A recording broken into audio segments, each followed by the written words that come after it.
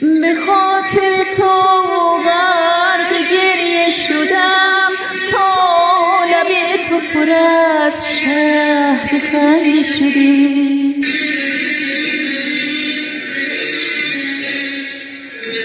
نهال قدت سر کشید اگر برگ و بار من از ریش کنده شده. شنیدم اگر من به جرم وفا ناسزای تو را باورم که نشد.